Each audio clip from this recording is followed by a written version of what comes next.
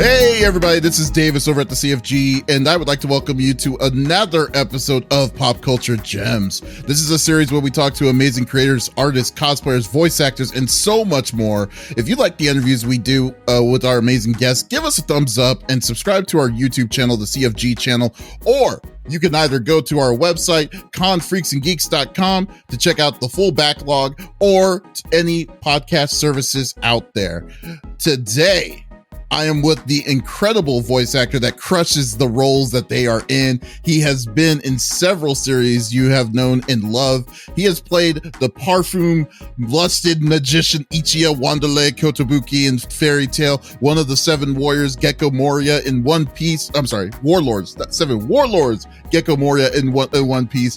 Balgus from Escaflowne, Moruto from Dr. Stone. But you may remember him as the Lord of the Underworld, Momonga, aka Ainz Olgone from the Overlord series. I'd like to welcome Chris Guerrero to the show. How are you doing, sir? It is great to be here. Yes, bow before my power. But yeah, no, I'm glad to be here. It's been a while since I've done an interview, so I hope I'm not too rusty on this because I'm just like talking about myself. How do I do that? Oh yeah, well, it's not gonna really be like, this is not gonna be like a normal kind of interview. This is a chill interview. It's usually kind of geeky. It's mostly, so it's like laid back.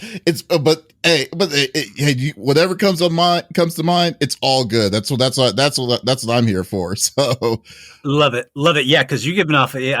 Since I began talking to you, you give off really nice chill vibes. No, thank you. I appreciate it. Yeah, but I mean, that's one of the cool things, though, that's good. But no, I'm really, it's funny. I've been wanting to talk to you for a while. I've been I have a list because I had a goal of like people. I was like, I really would love to talk to other people. You were on my list for like the past year, so I am totally hyped to talk to you and see, kind of pick your mind a little bit. Oh so, yeah, please pick at my brains. Here, have a little for you. Oh, okay, cool. Don't mind if I do, but well, it's good. Let's geek out. I'd love to geek out with you today. So let's get this party started. All right. So okay, so basically, let's start off with something simple. Probably something that you've said or been asked multiple times. But what is your story? Like, what is what got you into voice acting initially? Gosh, it's kind of funny because the thing I wanted to be as a kid was a video game programmer because that was my escape as a child. Because I was a classic, I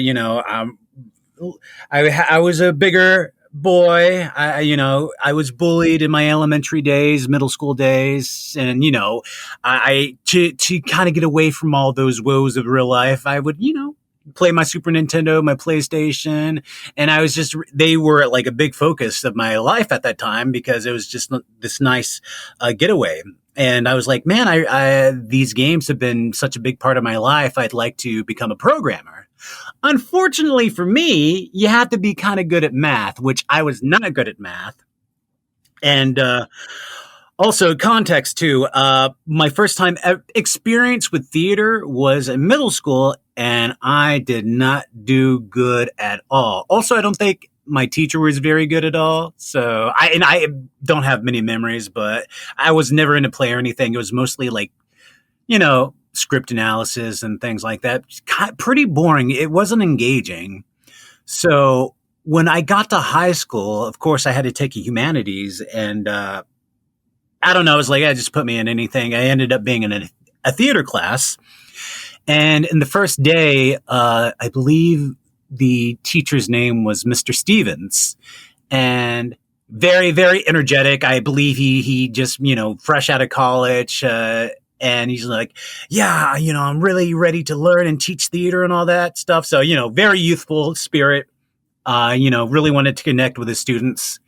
And he basically said, so we're holding auditions for this play called The King's Stag, if I remember correctly. And if you get a role in the play, you will get extra credit in the class.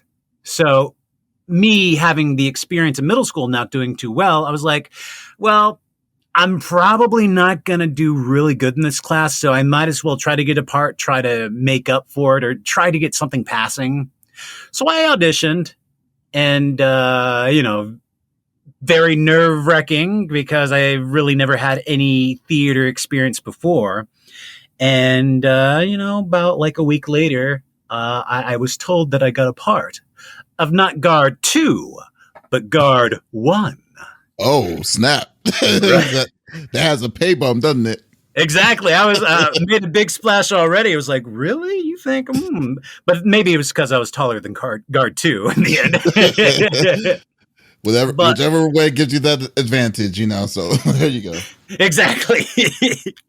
and from there, I just like the process of it. And it really did help me open up a lot because when I got to high school, that's when things really got better for me, mentally, socially, because, I wasn't in middle school anymore. Nobody was, high school, people are petty and stuff like that. But like the people I interacted with were more mature and, didn't like make fun of like, cause I was still bigger set then.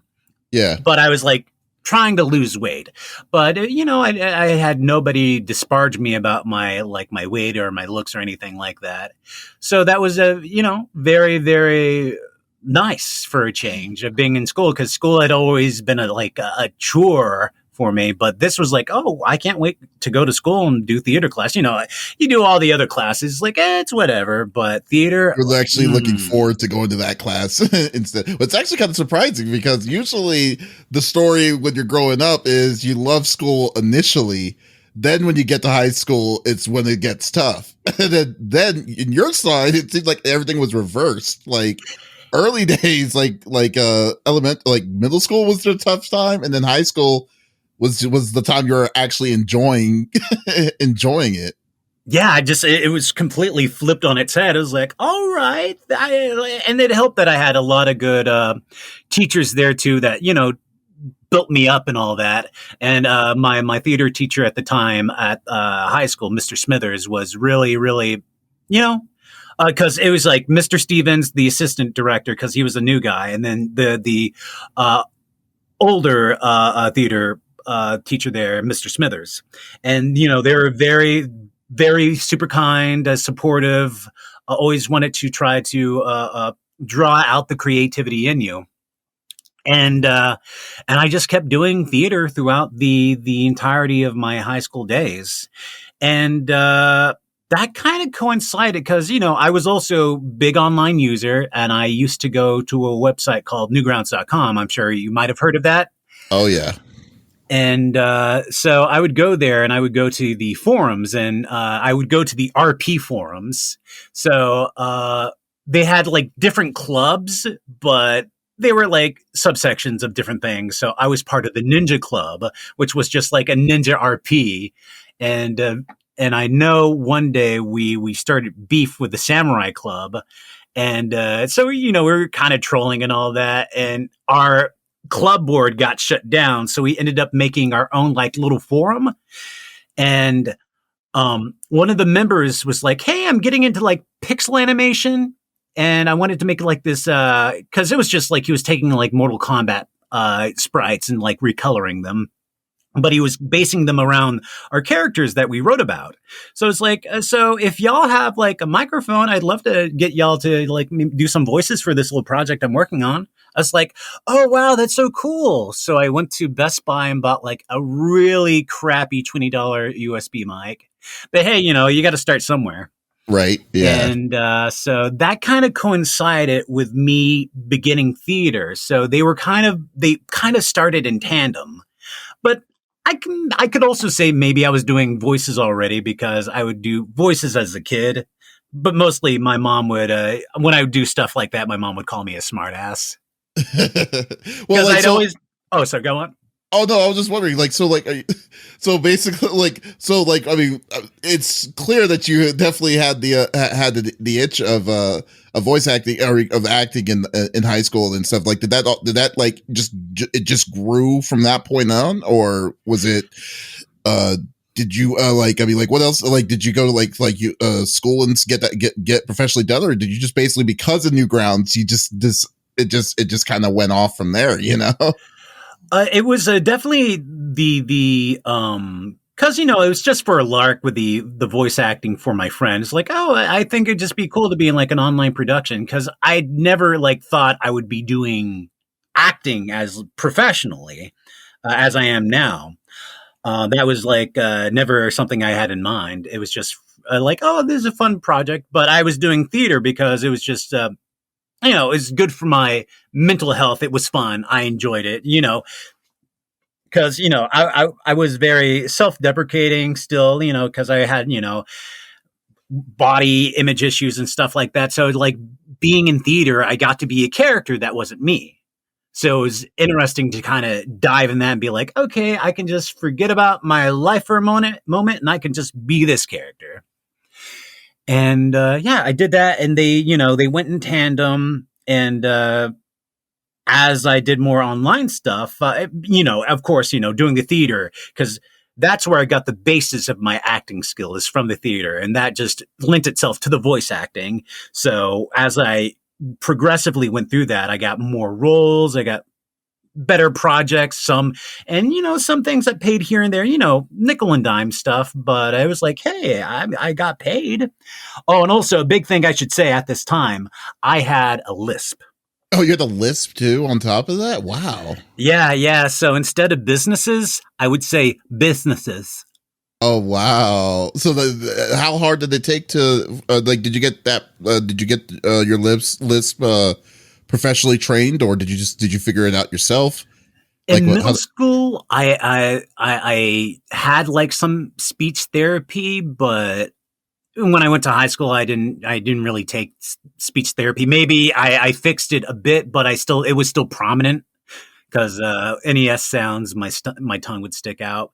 But no, I kind of went about this around a weird way. Basically, I would ask people, when you say this word, where do you put your tongue? And then I would watch videos of people like on YouTube and stuff of like talking and just kind of watch their mouths and how they said words and where it looked like they were placing their tongue. You legitimately asked a person how that happened, like direct, like it had to be someone you knew, right? Like it wouldn't be just like a stranger. Oh yeah, no, it'd be like friends or family. It'd be like, I'm trying to fix this lisp. I'm just curious, where do you place your tongue when you say this word? So I kind of trained myself from there to correct that. So I would. Wow. I didn't really. So I didn't go for professional help from high school onwards because I think my mom was trying to help me in middle school, but it didn't help. I can't remember that much, but I was like, maybe I sounded worse or messier. My speech was messier when I was younger. But yeah, no, I just watched and asked people where they placed their tongue. That is incredible. That's awesome, dude. That's really awesome. Jeez. And like, I mean, but like, did you, so what initially was like do you remember your first role, or would you say your first kind of big break, into voice acting itself? Like what was like your first job, legitimate job when you got into it? I'm thinking like that's still small scale because I still when I went to college, I was still doing the acting, but I think maybe in high school, I auditioned for something. It was like a little app game, a little point and click thing. So I would say that was my first big thing because it was for, it was like a legitimate game, and that you could get on your phone and it paid. So that's where I say would be my first like legitimate thing. And from there, and like Newgrounds too, like as I did more stuff, they did games too, and they would pay you because they add revenue. Newgrounds is such a random site though. Like it's so like, I mean, it was like they had the it was Flash players, Flash games. I didn't even know when you said that there was a RP form. I didn't even know they had that. Like yeah. I'm not quite sure if they have that anymore because that was like early Newgrounds. Yeah, they had like news groups a long time ago. I mean, like it's like it's surprising how transformed Newgrounds has become from when it initially came out. But it definitely, God, that is such a long time ago. Yeah, like people who started off there now working in like the professional industry. Like I know, like Smiling Friends was that show. Like a lot of like Newgrounds people created that. So it's like wild, like where these people started and where they are now. I didn't even know that's what I didn't know that. That's awesome, man. That is so crazy. Yeah. And but yeah, to fast forward to try to get to how I got into anime. So after high school, went into college, of course, did the theater there and loved it. Also, shout out to my favorite theater professor, Doris. You are my second mother. And I don't know if I'd be here now if it weren't for you. And at that time, as I got better and I fixed my lisp, Funimation had like open auditions. And I had already done some like stuff. I've done the call it stuff, and then I did some local theater, and then some TV stuff here and there. Just background stuff. I remember distinctly one of them was Friday Night Lights, and I was like, in the audience of a football stadium, but it was supposed to be like a winter game, but we were filming during summer, so we had to wear like winter gear. So we're out there just sweating our butts off at for 5 to 6 hours. Oh wow! There was a movie that I was in called Slap Her, She's French, and we were in it was when I was in high school. They made us wear like these. I was in the band, and then they made us wear like our uniforms in hot weather, direct hot weather. Oh. And I'm just like. It's like this is like cruel and unusual punishment. So yeah, that was it during the daytime too. Yes, it was. It started filming in the day, but we got out at 2:00 in the morning. Oh my gosh, it was insane. It was terrible. Yeah, the only grace was like we got to film at night, but still like hot summer in Texas is still like the sticky humidity. Oh, I'm sorry, I gotta catch you. Oh no, you're good. But yeah, because when I didn't submit a demo. I just I have a nice little selection here of theater, some very few TV stuff, and some indie projects that I did. Like, actually, one of the indie projects I did was for a Nickelodeon film festival, and there was a category for a 30-second animation, and I voiced a guy in a alligator or crocodile. Anyway, that won. So the winner got their animation showed on Nickelodeon. So I was like, oh, I can actually say it was in a Nickelodeon thing. So submitted to Funimation, didn't hear for basically half a year. Came in for an audition. I think the first thing I ever auditioned for was an anime called Level E, and didn't book anything there. But then a month later, I got called in because people come in and, if they're doing a general call, it'll just be generic. They'll have sides from other projects. But my first two auditions were for actual shows. And my second show I auditioned for was Toriko. And oh, nice. I auditioned for a few characters. I was just like, man, I felt pretty bad on that one. I'm probably not going to get anything. And then a week later, it's like, hey, we want to cast you in Toriko, and we want you to be the narrator. And I was just like, what? Narrators in every episode. So that's awesome. Yeah, but it was very nerve-wracking as well because it was like, oh my gosh, this is I wasn't expecting this. I was expecting man to be, or guys oh my gosh, look at that. But yeah, that's how I kind of officially got, and that was my first foray into anime. Wow, that is as the narrator. Wow, I have to say that is the most interesting story I've heard. Right, try to get into voice acting, let alone anime. I mean, that is a crazy crazy up and downhill battle there. But that's awesome. I'm glad you persevered and in the business on it. So that's great. That's cool. You said earlier that prior to that, that you were into kind of gaming and stuff before your the theater bug got you. But like what kind of were you also like I would say an OG or a connoisseur, if you will, for like anime as well during that time too, or like what kind of stuff did you like? Did you have any specific shows or any kind of go to games or anime that you like to play? Oh anything? Yeah, big time gamer. And because I didn't truly start watching anime until Toonami came on, so that was like my first introduction. So the classics. Dragon Ball Z, Tenchi Muyo, Outlaw Star, Sailor Moon, and whatever else they put on at the time. It's funny because now when you told me the list right there, now I know you're a child of the 80s. so when Toonami first came out, that was like what 96, I believe. Yeah, something like that. Gundam Wing, all that stuff. Oh yeah, Gundam Wing. Yes. All my depressed boys. Well, only one truly depressed. Well, there's a few depressed boys, but some of them were more energetic. They had a clown. A freaking clown in one of these Gundams. It was insane to me. Oh yeah, I think Toonami also did G Gundam too, that was the hardest Gundam. It was like reboot win or like sequel win. I don't know. That was like nothing comes close to that Gundam series, and actually that deserves like a rewatch for me. I should go back to that.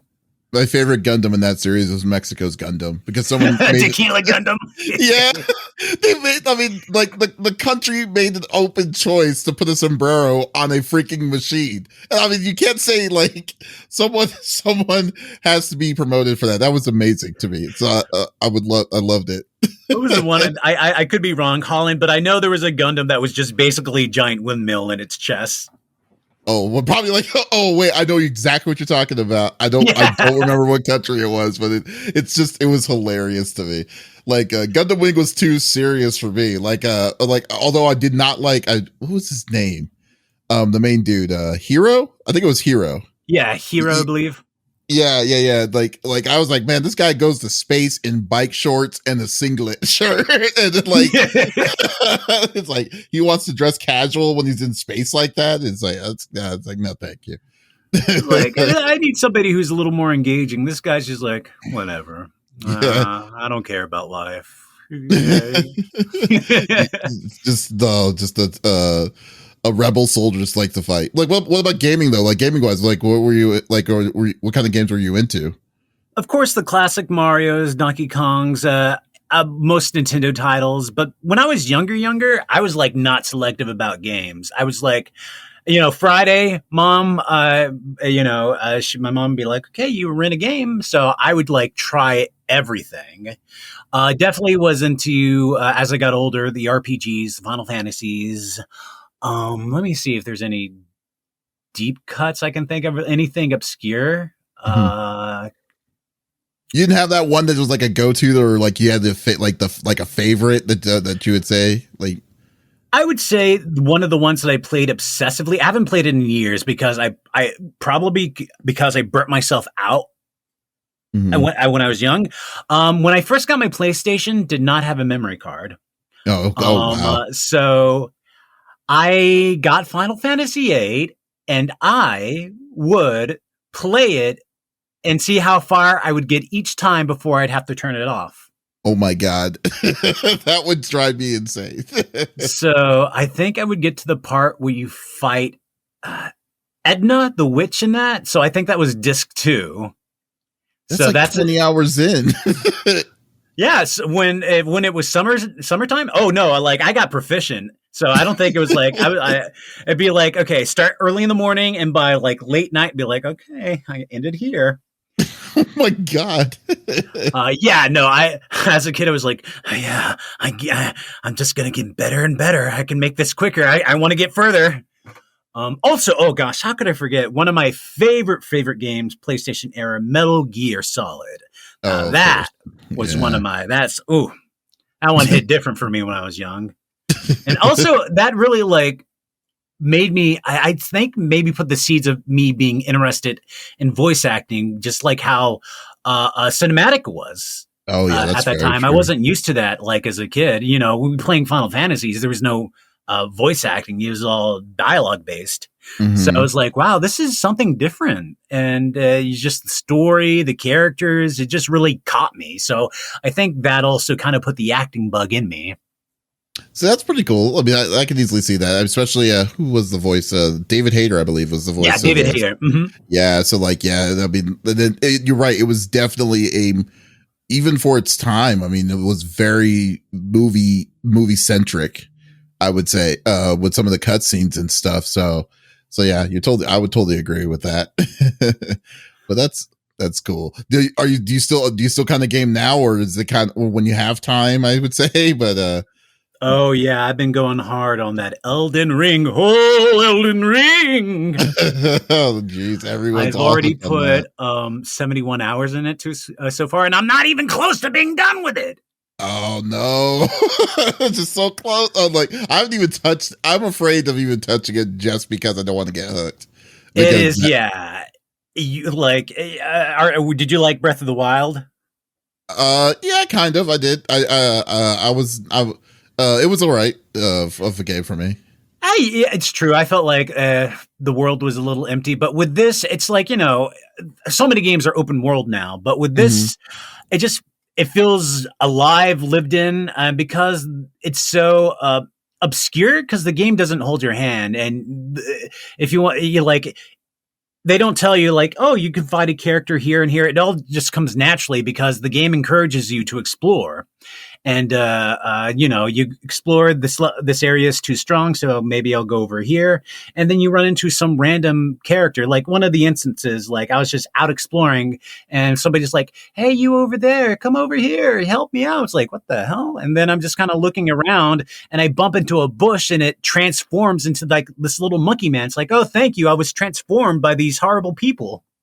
It's like Jesus, like random, like little these like little quests that come out throughout the game like that. You just walk up and it just happens.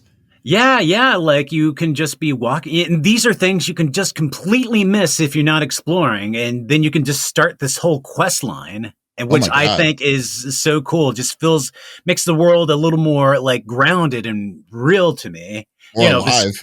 Exactly more alive. Because it's not like, I can understand like the wanting it to be a little more user friendly, more accessible. That is to say, because the Soul series is definitely marketed to not be very easy at all. Yes, it is not. Yeah, definitely. So, but that's cool though. I mean, you need to like. I hope you like. Do you stream or do you just do this on your own leisure? I used to stream. I would like to stream more, but gosh, I just like because I started doing audiobooks, and so every time I'm like done with the day, I was like, I just need some me time. I've been Yeah, I've been doing voice work from here and there and there. It's like I want to just chill out. I would definitely want to start streaming again. that would make sense though. I mean, like yeah. If you're on front of a computer for 8 hours a day, the last thing you're wanting to do is be on a computer at home. So Exactly. I'm like, and now I got to be on for an audience. Hey there, it's me, Chris Guerrero, here to play Elden Ring. yeah, yeah, there you go. I like in that exact voice, and it's just like just because that would be hilarious, but yeah, but no. uh, I will say this though. I mean, I also know you're a big fan of One Piece, and it was awesome that you were like. I know you played like I said earlier, you did play like Gecko Moria, one of the seven warlords in it. But I was actually kind of wondering like what your thoughts were about the announcement of a live action One Piece that Netflix is doing, and like what are your expectations to a series like that that's going live action? Of course, when it was first announced, there was skepticism because I'm like, how do you adapt One Piece? And the anime adaptations that have been coming out so far have not been well received. I think the only like anime based movie that I liked because they just went in like how crazy the world was the Speed Racer movie. And I know that's yeah, it's so over the top and so crazy. It's a fun movie because you can just turn your brain off, and a lot of good actors in there too. Like, how could you not like John Goodman as Speed's dad? Papa Speed. Yeah, but when they started making when they made the cast, when they announced the cast and the picture, was like, wow, this is a lot of good casting. Like, I can see them playing these characters. And then they just made some more recent cast announcements, and I'm just like, wow, actually, I feel like the casting's very competent. I don't know any of these actors. So I kind of like that too, like the mystique of it. Because they look very appropriate to who they're representing. My only thing that I would be curious about, because I don't know what the budget is for this, the CG, because obviously they have to do CG, a ton of CG. Yeah, but I'm cautiously optimistic about it. Okay. But if it's successful and they get to Thriller Bark, well, I assume Gecko Moria is going to be all CG, which is why don't you get me. Oh, I pray to God they don't do a live action for they get an actor to play that a guy he's a giant bowling pin. We're crying. I can wear CG. I like a mocap suit. You can wear the mocap suit. Yeah. With the crazy laugh that he did. I forgot that laugh. I forgot what it was, but yeah, I hate it. That laugh was so crazily random. But that's the thing with One Piece. They all have weird laughs and stuff. But but his is high pitched, and it's just he did it all the time. I think honestly that's what got me the role. Was because that was part of the audition side, was that laugh. So I think I think that's what kind of cinched it in for me, because I'm also a huge fan of One Piece, and so when I had the chance to audition, I was just like, oh my gosh, oh my goodness, because initially, funnily enough, I auditioned for another character. I auditioned for Brook.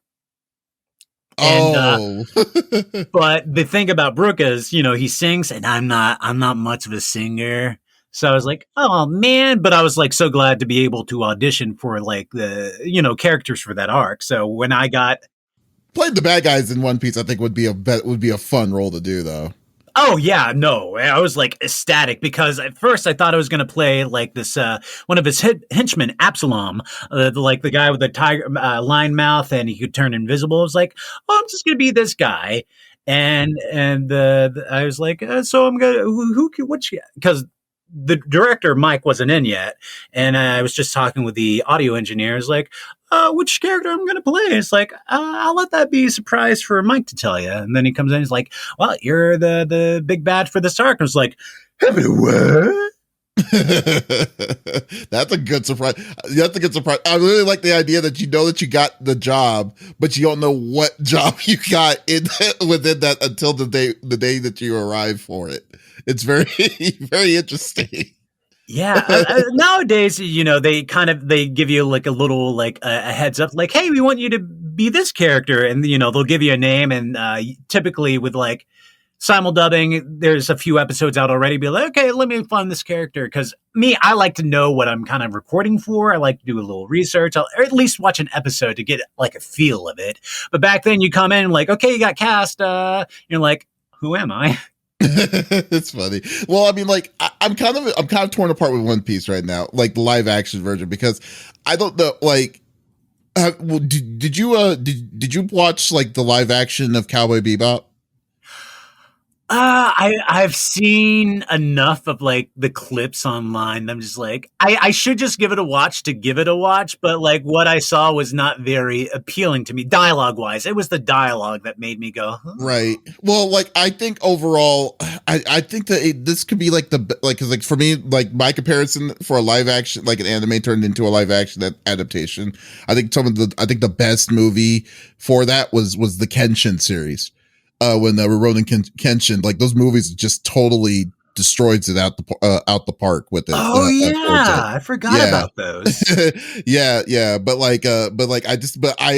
but normally, because like if Ketchin didn't exist, I feel that like they could make the best kind of series, but I don't know if anime fans would be on board on it though, because I don't know if it would be a matter of like if people like the idea to transition for live action and their characters like that, because they haven't really made a good live action adaptation of any anime series, in my opinion, prior to any of this. And it's like you're going to hurt a lot of the same community. So I want One Piece to be successful. I really hope that it's going to be good, but because I don't want it to do what Cowboy Bebop did, which was one and done.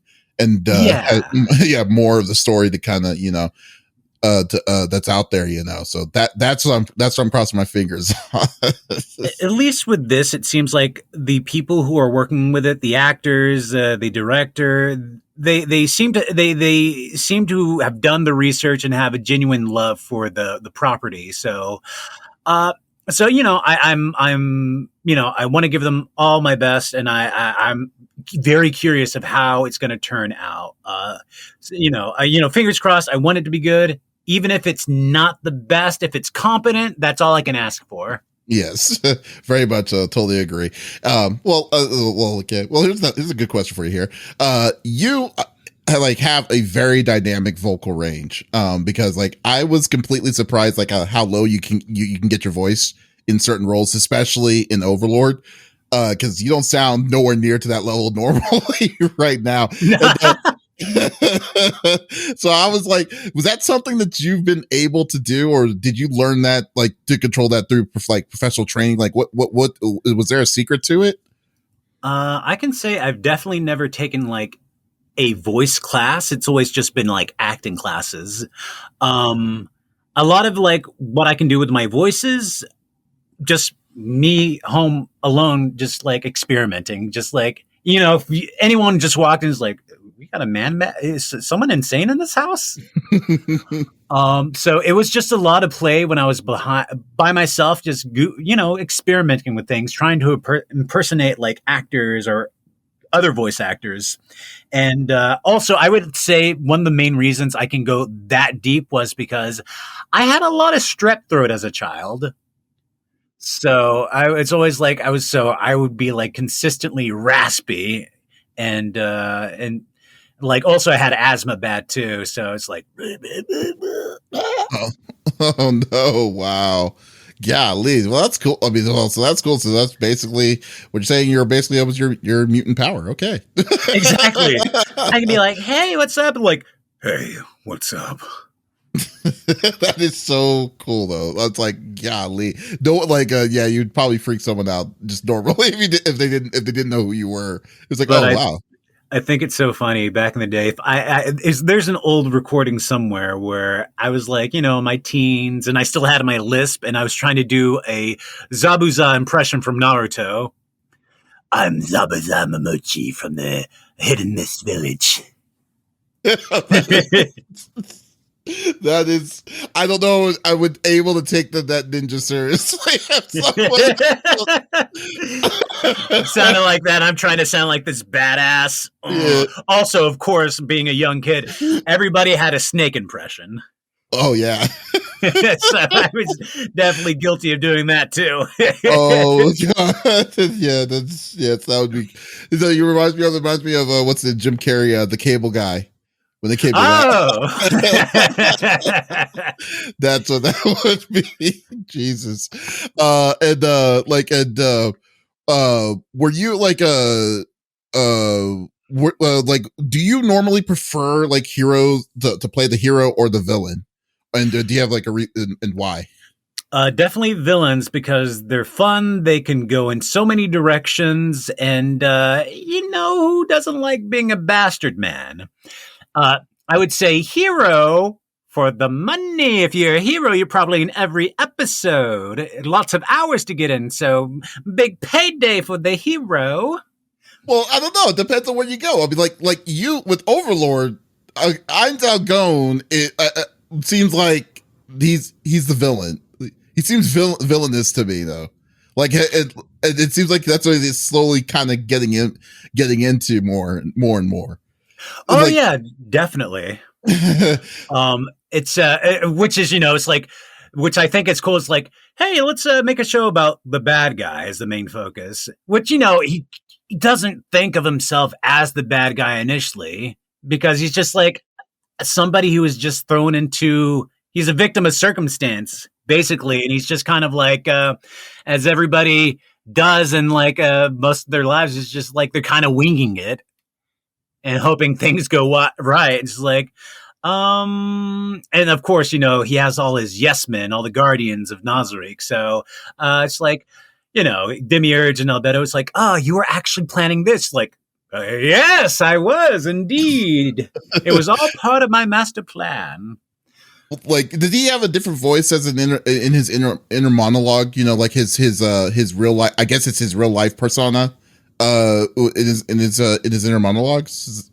Yeah, so there is definitely, and we based it off the Japanese too. Is like, in his internal voice is like his human voice, and then his exterior voice is the Ain's voice. So also one of the main reasons I think I got cast in that role was because I couldn't make that difference between my voice.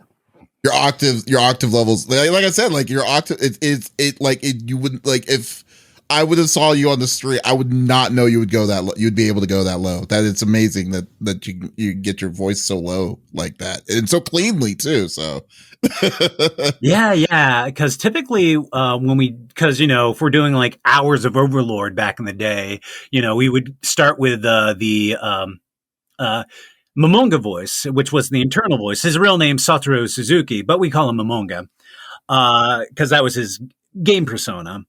And so we would do that first because, it's basically just my natural voice. And then we would switch over to Ain's because, that's more taxing on my vocal cords. Yeah, I can only imagine though too. And I mean, like, and him as a character though, Ainzan Gon is already an interesting character in itself, because like what makes him very interesting is his growth, because from the first season, you're like, you as the viewer of watching Overlord, like you're rooting for him because it's like, oh, like you said, he's a character, he's a victim of circumstance. But by like season 3, it's like he's kind of making some of these decisions where it's like, you're doing what? You just killed this guy that y'all were like cool with, for like you helped him out, and now you stabbed him in the back by killing him. It's like what is, like, I want to know, like, what is your personal opinion on like where this is going to lead him to go, if you had to guess? Well, as it is, when we left off in season 3, he's basically taken over the kingdom of Riestes, and I'm not quite sure where he's going from there, because he's still trying, because his main objective is to find other players if there are any other players from his world that he came from. So that's always been his biggest objectives, were to find other players like him, and also to protect and, keep safe Nazarick and all the NPCs, because he sees them as like his friends' children, because they all collaborated to make this layer, and they all work together to world build and make these characters. So he's kind of like ensuring, because it's his only connection to his friends are these guardians and other NPCs. So he holds them to like a very high value. And I definitely, in the first season when he fought Shaltir, it was very hard for him to like kill his best friend's like daughter, in a sense, because he refers to her as a daughter. And, thankfully he was able to revive, because when he's in that, it's like, I don't know if I can revive her at all yet. So, because it was very like a toss of coins, like, because she got mind controlled, and then it's like, well, one of my rarest items couldn't reverse that, and because the only reason he can reverse that, because somebody used a more powerful item. So it's like, well, the only way I can possibly see fixing this and killing her and seeing if she will revive, and thankfully it worked out. But yeah, he the highest priority to him is Nazarick, the NPCs, and finding out if there's anybody else out there like him. And maybe because it seems like now he doesn't really, it doesn't seem like he has any really real reason to go back, because as it states in like the books, he doesn't have like any family left, any relations. He's just kind of a loner. Right. Well, yeah, that's true.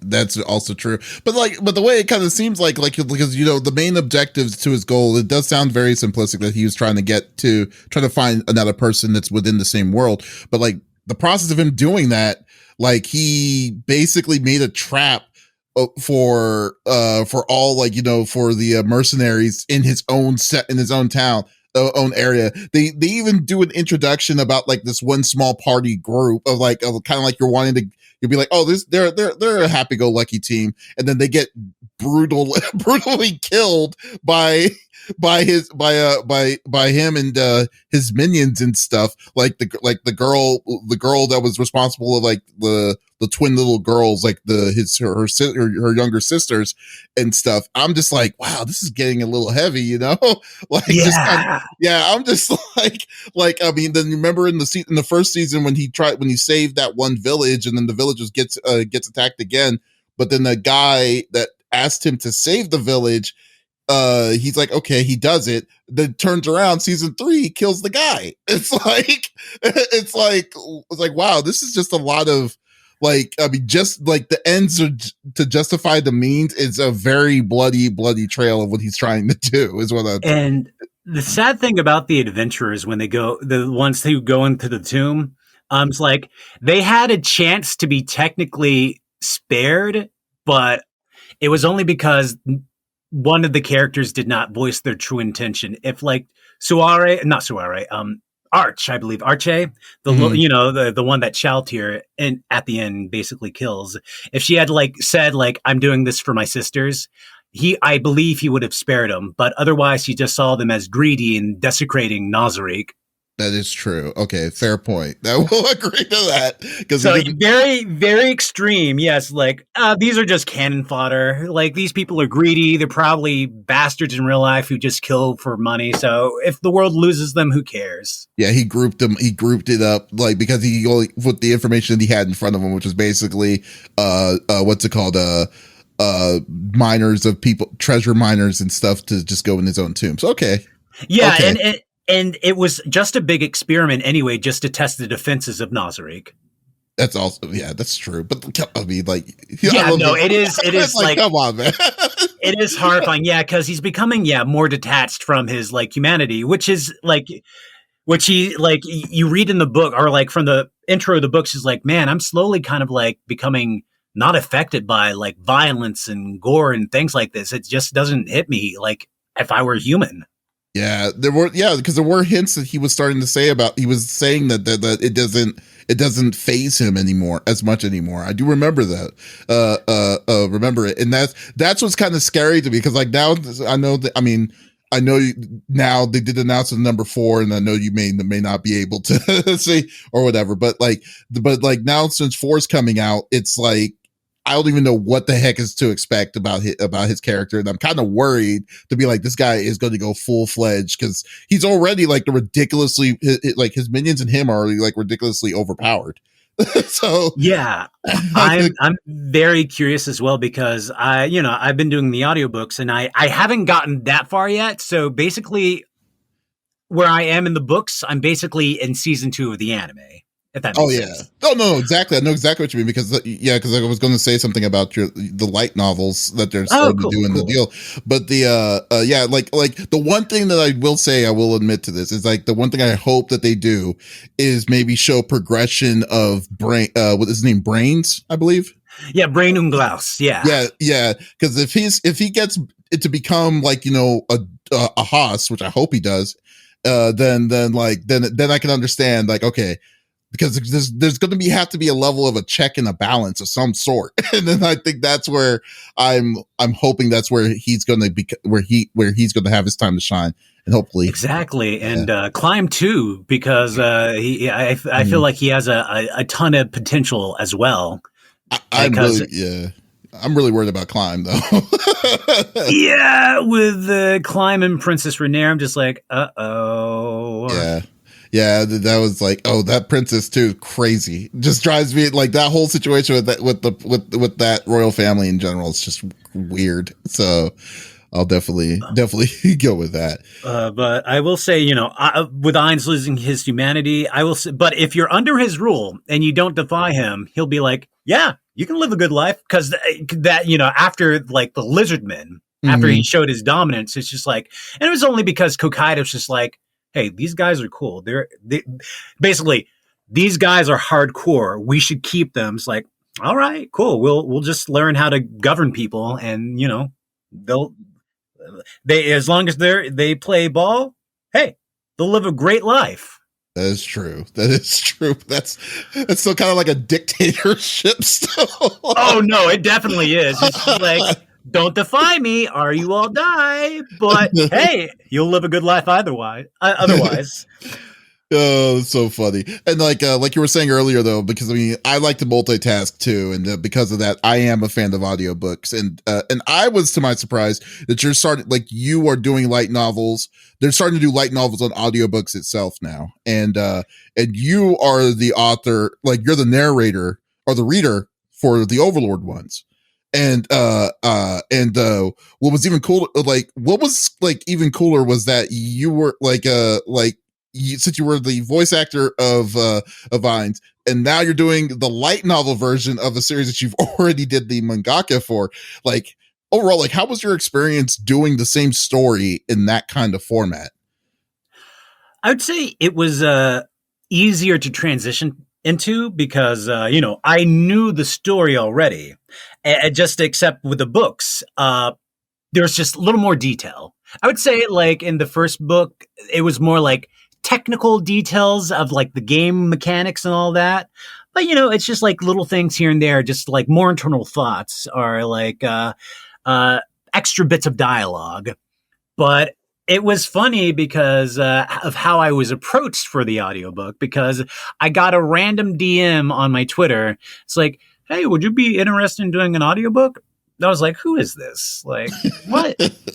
And then I got a message on like Facebook. It was like, hey, I was trying to reach out to you. And I was like, here, have my email and contact me here. Because I thought it was odd because I had an email on my Twitter. But yeah, it turned out to be like legit. And I was like, oh, because like, yeah, when he sent me like a proper email, I was like, yeah, I'm with Hatchet Audio. They're doing the audiobooks through, Yin Press, commissions them to get the audiobooks done. But I was like, oh gosh, this is for real. And honestly, I never thought I would ever do an audiobook because I'm like, gosh, long hours of work plus editing. And then especially with, fantasy novels or any nonfiction, you got to do all these voices. So I was like, do I want to do this? It sounds like this could be tedious, but I was like, but it's Overlord and I'm really connected to the series. So I was like, all right, let's do this.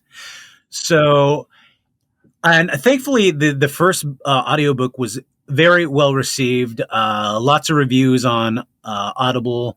And, but that first book, it was like very much a learning curve for me because I had never narrated a book before. And I was like pretty nervous. Like I've done narration, but never like long form narration like that. And of course, yeah, exactly. Like I'm going to put, and with the Overlord series, they're on the shorter side because I know some books can be like 13 hours, 21 hours. Thankfully, usually the Overlord books go between 8 to 10.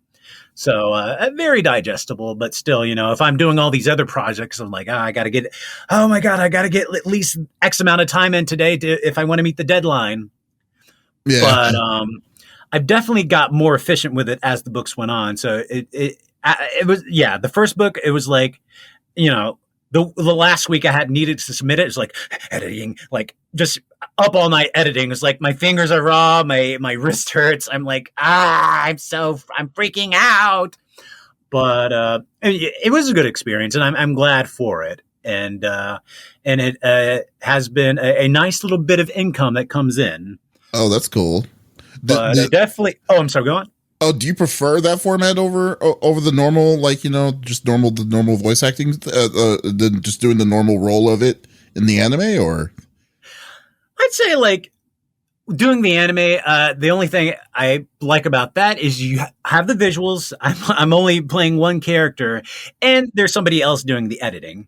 Because when I do the audiobook, I actually self-direct because my hours are so wonky that I can't like have like a really set schedule. So, I could be doing it like super early in the morning or like 2:00 at night or like midday. It just depends. So, which I was very grateful for. That was like, they trusted me enough to be like, yeah, you can just do it on your own time. Just be sure to, submit it by this time. But also, that comes into the problem, be like, I can do this anytime I want. And then you're like, oh gosh, I'm slacking. I need to get some stuff done today. And be like, all right, I've been narrating for 6 hours. I think I can put a pin in it today. Then you're like, oh great, I have 6 hours in audio to edit. Oh my God. So you do the editing itself too? Like you'll not like the mastering or like I'm just cutting out mistakes I make. Oh, okay, I got you. Kind of like I guess it's like doing a run on, and you just wanting to have the best sentence out of the run. I would suppose, like that kind of thing. Exactly. If I didn't like the read or I tripped up, I was just like, okay, so it's just a bunch of cut and pasting or just cutting. And what else was I going to say? Yeah, that's because also typically how I do approach the books now is I do the narration first, and when there's character dialogue, I will do da da da da da. Put dialogue here. Da da da da da. So it's a certain waveform, so I can just come to that, put some space in between it, and then when I'm done doing the little edits on the narration part, I have a separate audio file or audio track that I do all the dialogue in sequence, so I can just put it in that space I made in the narration spot. So that's made it much easier for me because I don't like kind of like doing narration than doing character voice and narration character voice. I prefer just to be into like one mindset as I'm doing it. Fair enough. That makes sense. Like there's no reason for you to kind of work that would if you didn't, otherwise it would be like you would be working harder for the same somewhat outcome. So yeah, and it depends on the actor too. Like, and maybe some people will be like, "Oh yeah, I can just narration then into character." But then sometimes I'm like, "Oh wait, what this character sound like?" And then I have to go back to an old like audio file and listen. Okay, that's the voice I did for them. It's like, oh, this character I did in book 2. They come up in book 4. It's like, dang. Let me go and listen to that reference. Man, it just sounds very involved. That sounds really involved though in this one in the audiobook form. Yeah, that is the thing. And, it would be easier for me if I did do it at a studio with a director and had an engineer, but also like when I'm doing a book, like I stumble a lot. So I'm like, I don't want to waste their time being like, I'm sorry, I just keep getting the sentence messed up.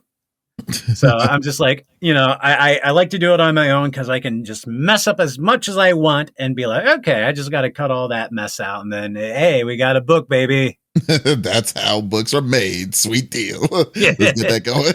And I know that I know you were also like the voice of Metal Cooler in the Dragon Ball Z Abridged series, Yeah. That was actually before I officially started like doing Funimation stuff. Oh, really? Because like, man, one of my favorite quotes that you had was, "Can you get that phone?" It's like, why? Because I fucking called it. And I was like, I just gave it to my friends all the time, and I'm just like, the way you did that point, I was like, it still stuck with me to this day. So there you go. But that one, and what else is another fan favorite? Oh, I'm gonna plant me a dumbass tree. Yeah, so there you go. Oh, but like, were there like during that time when you were doing it, like, was there any kind of like, was there a lot of ad-libbing, or was that just basically direct from like something in your own mind, or something that was gone from like the team 4-star themselves? With Team Four Star, they're very specific about their writing, and I'm not like somebody who like is like a comedic writer, so I would just go. I would be 100% on their what they've written down, or if they fed me like something to say. And with anime too, there's not like I don't ad lib a lot. And if there's anything, it's mostly just be like, oh, we need to cut like a word out of this line. It's like, oh, what if we cut this out, or what if we add this in just to fit timing? Like, let me think. Like, there is one thing that is a stupid line that I ad libbed in this by the Sound Cadence Studios. It was a anime called Termai Romai, and it's basically about this man called Lucius, who's like this bathhouse architect. And, he's fallen on hard times. It's like, well, everybody hates my designs now. Maybe I'm just not fit for this anymore. And I play this character, Marcus, who's like a mason worker, does, statues and all things like that. And it was like, very salt of the earth guy. So we go hang out at the bathhouse and just relax. And Lucius it's like a reverse isekai. He gets sucked into like a hole in the bath house, and he pops up in like a modern bathhouse in Japan, modern day. So it's like, what the heck is all this? So he goes in the modern day, instills the innovative ideas, and comes back to his time. And one of the things was like cold milk, fruit milk. So it's like, gosh, I can't get the milk temperature just right. And then this random character comes up. It's like, sir, we have the milk. What am I supposed to do? And it's like, oh, well, get some more milk. And then the guy runs off. And I don't know what Marcus's original line was, but I was just like, Marcus likes his milkies. And they kept that in. I was like, what the heck? Also, when I tell Lucius, it's like, oh, remember that bathhouse you almost drowned in? Well, they're going to tear it down. And it's like, wait, no, you can't do that. I got to go back to that place I was at. And it was like, wait, Lucius, where are you going? To get more milk? What is it with them keeping the stupid milk line? I don't know. I thought it was just funny. And it's hilarious. And it's like, okay, it's like, oh, this is pure gold, never milk. Maybe they got sponsored by like a milk thing. I don't know, but that's hilarious. Oh, that's funny. Because I just want to say, because I think it was, we could get away with that too, because like, that because I know they're making like a remake of it to like with actual anime productions, because what it looked like in that initial one we worked on, it looked like a flash animation, something like you would like, it looked like some Aqua Teen Hunger Force like animation going on, like Photoshop, and they would tween things, so it wasn't the best, but that's why I was like, we can take so many creative liberties with this. That's perfect. Oh man. Okay. All right. I got one final question for you, Chris. It was really funny. What is one of the craziest or weirdest lines that you could remember that you had to say in any of the roles that you've done? Like, it could be anything that you can remember. It could be out of context, whatever. Like, what would be one of the craziest, funniest, or weirdest things that you said? Okay, this one's also from Termai Romai, and this was a Wallace session show. We were all saying this together in unison. Big dick energy, big dick energy, big dick energy, big dick energy. And for context, Lucius gets sent to modern day, but he's at a Japanese festival. But it's like a real festival where it's like a penis festival. Yeah, fertility one. Yeah. So all our characters are carrying the huge wooden penis, and we're saying big dick energy. One of the funnest group sessions I've ever had. And we were just like losing our shit. That is great. It's funny. I actually went to that festival. What? Yeah. I went to that festival back in 2019. Yeah, I did. I'm so jealous. I really want to. One of my personal things when I go to Japan is like, once the One Piece manga is done, I need to go to Japan, pay my respects, be like, God, like, I can't believe, because, I grew up with it. Essentially, it was like with like the Shonen Jump magazine. Then I transitioned to like the actual manga. So it was like, I gotta, I was like, that's been like bucket list things. Like One Piece ends, going to Japan. Oh, that's fair. That's a very fair. That'd be very fair, and that would make sense because it's funny. I was thinking about it. I was like, when did One Piece start? And then I looked at it in this way: that One Piece started when the very first Final Fantasy VII. It came out 2 years after Final Fantasy VII came out, which was back in '97. Oh, and wow. It was 99 then, huh? Yeah, 99. And I was like, wow. Holy crap. And you're like, it's so crazy to me to think that there's a show that's still going on like that in the anime world. Well, I guess there's 2 shows, Detective Conan and that are the 2 shows. Oh, yeah. Yeah, that are just like, hopefully we'll stop sometime soon. We don't know when, but still. But that's ridiculous.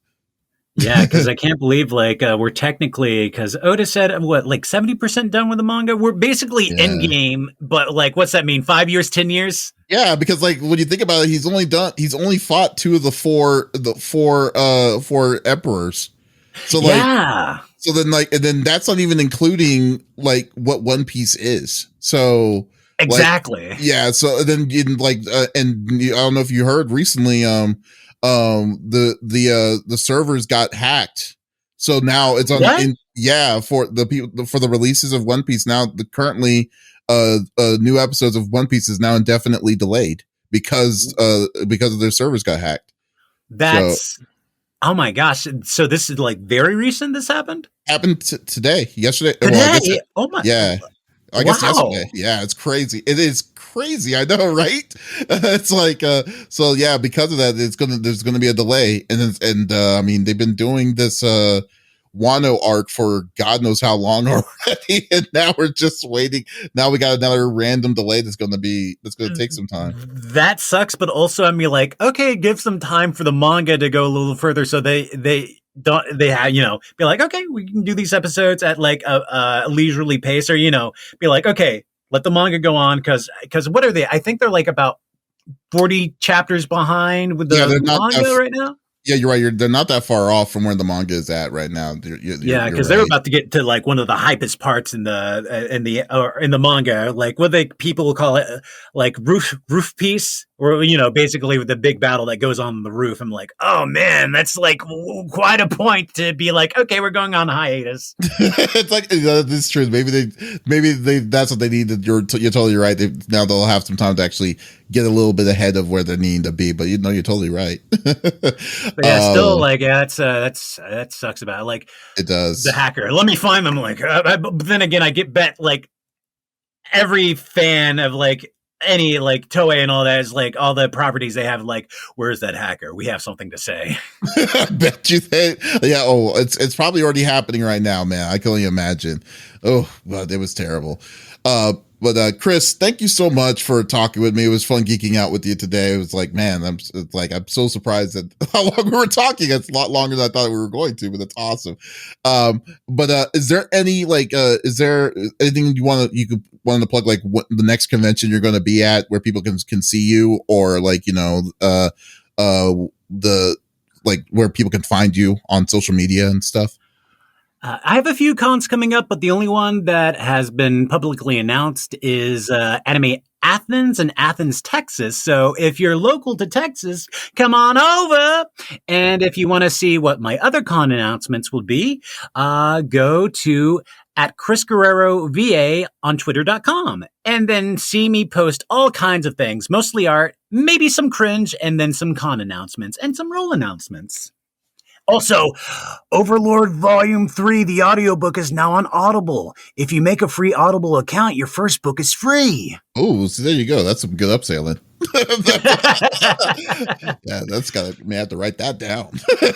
But yeah, that is great. Hey, but Chris, once again, guys, if you like the interview we had with Chris Guerrero, you can listen to that amongst other awesome interviews too. You could definitely go check us out on confreaksandgeeks.com, or go to any of our podcasts, any podcast service to listen to it out there. So once again, this is Davis signing off. Y'all take it easy.